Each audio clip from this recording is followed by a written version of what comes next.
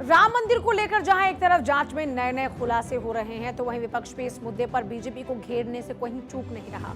विपक्ष के आरोपों पर सीएम योगी ने समाजवादी पार्टी और कांग्रेस पर आज जमकर हमला बोला है।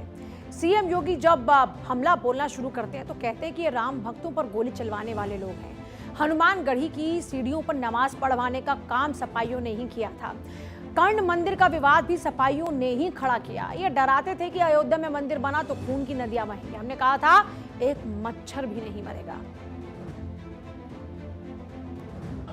इन्होंने तो हमारी पवित्र हनुमानगढ़ी में इन्होंने तो वहां नमाज भी पढ़वाने का काम किया था।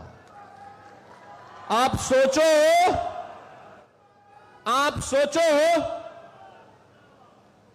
क्या कोई जामा मस्जिद में कभी हनुमान चालीसा का पाठ कर पाएगा? क्या सरकारें करवा पाएंगी? क्या समाजवादी पार्टी और कांग्रेस करवा पाएगी?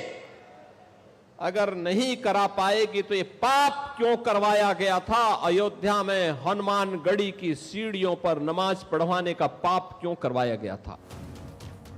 सीएम योगी ने कहा कि पहले जो पैसा कब्रिस्तानों में खर्च होता था वो अब भदेश्वर और तपसी धाम में लगाया जा रहा है। पहले वक्फ बोर्ड के नाम पर पैसा लूटा जाता था। सपा, बसपा और कांग्रेस वक्फ के नाम पर गरीबों को उजाड़ते थे। हमने उन्हें बचाने का काम किया है।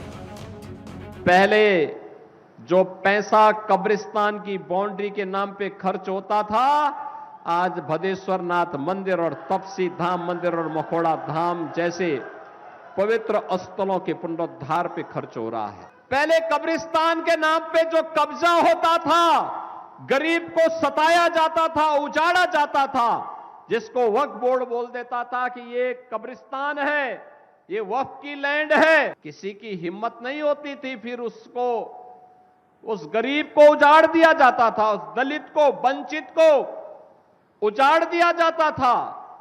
और उजाड़ने का काम कौन करता था?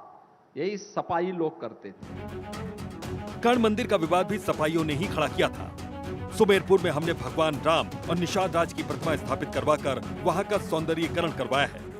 आज जो अयोध्या का विरोध समाजवादी पार्टी और कांग्रेस के लोग कर रहे हैं, वे इसलिए विरोध कर रहे हैं, वे नहीं कर पाए थे, इसलिए बुरा लग रहा है कि महर्षि वाल्मीकि के नाम पर क्यों हो गया। अयोध्या में रेन बसेरा निषाद राज के नाम पर हो गए, निषाद राज गुहा के नाम पर, कि निषाद राज के नाम पे वे नहीं कर पाए। अरे हमने तो निषाद राज के नाम पर रेन बसेरा यहां किए ही है। हमने श्रृंगवेरपुर में भगवान राम और निषाद राज के आपसी मिलन की भव्य प्रतिमा और स्मारक बना करके रखा हुआ है। जाके देखो तो कभी श्रृंगवेरपुर में। इस बीच राम मंदिर भवन निर्माण समिति के अध्यक्ष निपेंद्र मिश्रा अयोध्या पहुंच गए। रामलला के दर्शन के बाद उन्होंने मंदिर परिसर में चल रहे निर्माण कार्यों का निरीक्षण किया। इधर राम मंदिर चढ़ावा चोरी मामले में सुप्रीम कोर्ट 13 जुलाई को सुनवाई करेगा। चीफ जस्टिस सूर्यकांत की अध्यक्षता वाली बेंच 3 याचिकाओं पर सुनवाई करेगी। याचिकाओं में जांच सीबीआई को सौंपने और एसआईटी के गठन की मांग की गई। साथ ही मंदिर में दान के प्रबंधन से जुड़े अलग अलग विषयों की समीक्षा के लिए एक्सपर्ट कमेटी बनाने की भी मांग रखी गई। शिवसेना यूबीटी के सांसद अरविंद सावंत ने कहा कि सुप्रीम कोर्ट ने अगर ये कहा तो उनका स्वागत है। स्वतंत्र जांच होनी चाहिए। अगर सुप्रीम कोर्ट ने ये कहा है तो स्वागत है, स्वतंत्र जांच होनी चाहिए।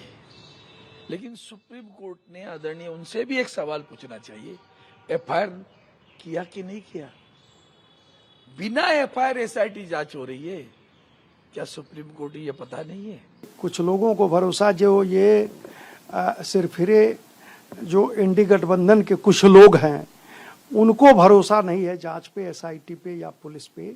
जनता को भरोसा है।